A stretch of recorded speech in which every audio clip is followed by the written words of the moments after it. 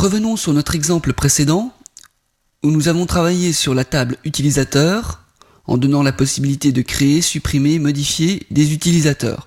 Nous avions nos deux scripts afficher utilisateur et liste utilisateur. Dans ces scripts, vous avez sûrement remarqué une répétition de code dans chacun de ces scripts. En effet, nous débutions chacun de ces scripts avec les mêmes instructions qui nous permettaient de nous connecter au serveur et à la base de données.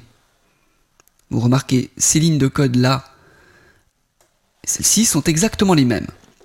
Il est facile de comprendre que pour une application web, ces instructions sont nécessaires et importantes. Aussi, il est donc intéressant, plutôt que de copier à chaque fois ces lignes de code, d'en faire une fonction. Nous allons donc copier ces instructions et en faire une fonction.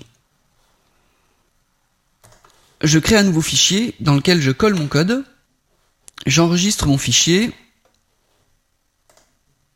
je vais l'appeler fonction utilisateur.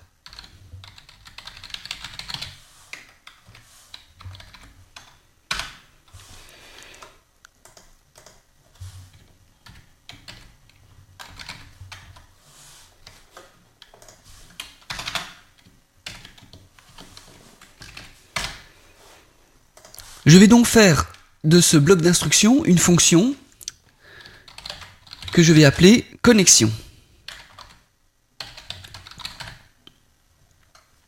Cette fonction va prendre les 4 paramètres serveur, nom de serveur, mot de passe et nom de base.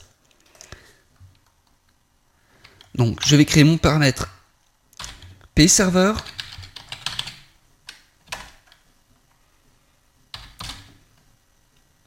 nom serveur,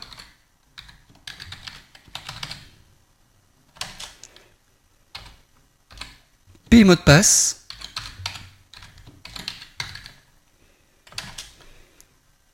et nom de base.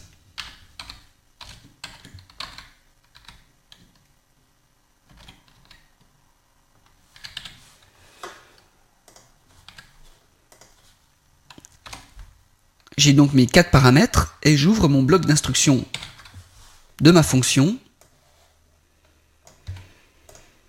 que je ferme ici. Je vais faire en sorte que cette fonction me retourne la connexion qui vient d'être établie. Donc je vais mettre une instruction return qui va renvoyer ma connexion.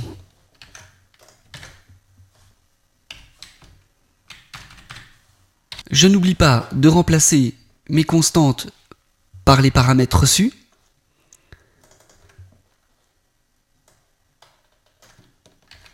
Donc ma constante serveur va être remplacée par mon paramètre pserveur. Idem pour nom de serveur. Pour mot de passe.